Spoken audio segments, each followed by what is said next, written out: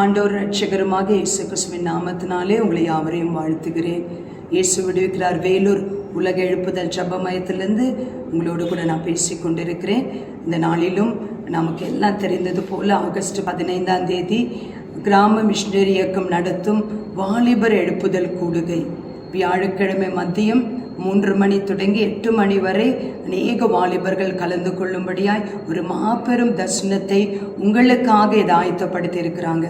இதில் தேவ செய்தியாளர்கள் சகோதரர் மோகன் சிலாசஸ் அவர்களும் டேவிட் கணேசன் அவர்களும் கலந்து கொண்டு வல்லமையான தேவ செய்தியை கொடுக்க போகிறார்கள். கடந்த ஆண்டு நடந்த இந்த கூடுகையில் அநேக வாலிபர்கள் தங்கள் வாழ்க்கையை இயேசுவுக்கு அர்ப்பணித்து ஆண்டவருக்காக ஊழிய செய்யும்படியாக மிஷனரிகளாக புறப்பட்டு சென்றிருக்கிறார்கள்.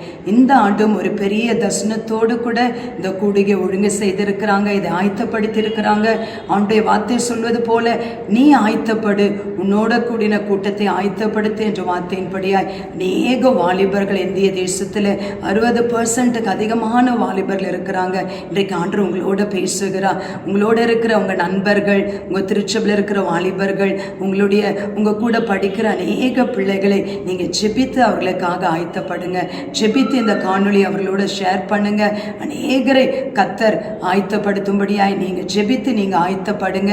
இதில் என்ன ஒரு பியூட்டினா 1,00,000 வாலிபர்கள் சீஷர்களாய் மாற்றும்படியான ஒரு தரிசனத்தை ஆண்டவர் தந்திருக்கிறாங்க.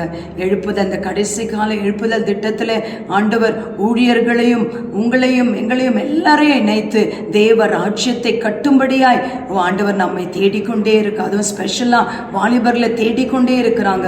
பராக்கிரமசாலிகள் எழும்பணும், யோசுவாக்கள் எழும்பணும், எலியாக்கள் எழும்பணும், கிதியோன்கள் எழும்பணும், எஸ்தர் எழும்பணும், தானியல்கள் எழும்பணும்னு சொல்லி, டெபோராக்கள் எழும்பணும்னு சொல்லி ஆண்டவர் பாரத்தோடு கூட நின்று கொண்டு இருக்கிறாங்க. அவருடைய பரம தரிசனத்தை நம்ம விளங்கிக் கொள்ளலாமா? ஒரு நிமிஷம் இந்த கூடிகைக்காக நம்ம ஜெபிக்கலாம். எல்லாம் கண்களை மூடி நம்ம ஆயத்தப்படலாமா?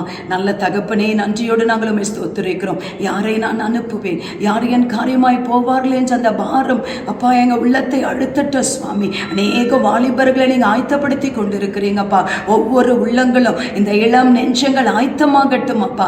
ஆண்டவரே, வாலிபர்களை கொண்டு ஒரு பெரிய தரிசனத்தை நீங்க வைத்திருக்கிறீங்கப்பா. இந்த எழுப்புதல் அக்கினி அவர்கள் பற்று வைக்கிறவர்களாக அந்த பரம தரிசனத்தை சுமந்து கண்டு செல்லுகிற பராக்கிரமசாலிகள் எழும்பட்டும் சுவாமி.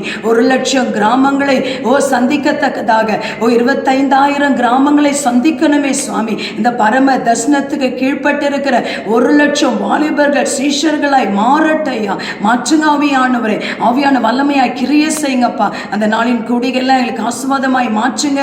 ஊழியக்காரர்களை மோகன் அண்ணாவையும் டேவிட் அண்ணாவையும் வல்லமையாய் பயன்படுத்துங்க இயேசுப்பா. அநேக வாலிபர்களை கொண்டு வந்து இந்த தரிசனத்தை அவர் இருதயத்தில் நீங்க பதிக்கும்படியாய் ஜெபிக்கிறோம். தேவைகளை சந்திங்க ஆண்டவரே.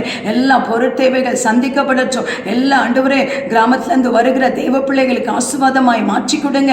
எப்படி கடந்த ஆண்டு ஆண்டவரே நாங்கள் எண்ணி முடியாத அதிசயத்தை செய்தீங்களா ஆண்டவரே, ஆராய்ந்து முடியாத பெரிய காரியத்தை செய்த தேவன் இந்த ஆண்டும் அப்பா அதிசயங்களை அற்புதங்களை செய்து அப்பா இந்த கூடுகையில் ஒரு மாபெரும் ஒரு எழுப்புதல் அக்கினிய கத்தை நீங்க போடும்படிக்கு ஜெபிக்கிறோம் ஐயா. ஆண்டவரே, எல்லா தடைகள் விலகட்டும். கர்த்தருடைய ஆவியானவர் முற்றிலுமாய் ஆளுகை செய்து எல்லாவற்றையும் எங்களுக்கு ஆசீர்வாதமாக மாற்றி தந்துட்டீங்கப்பா. உமக்கு நன்றி செலுத்துகிறோம். இயேசு கிறிஸ்துவின் வல்லமையுள்ள நாமத்தில் ஜெபிக்கிறோம் எங்கள் நல்ல பிதாவே, ஆமென். என்ன தம்பி தங்கச்சி, எல்லாம் ஆயத்தமாயிட்டீங்களா? ஜெபத்தோடு கூட ஆயத்தமாகுங்க. கர்த்தர் உங்களை ஆசீர்வதிப்பாராக. ஆமென்.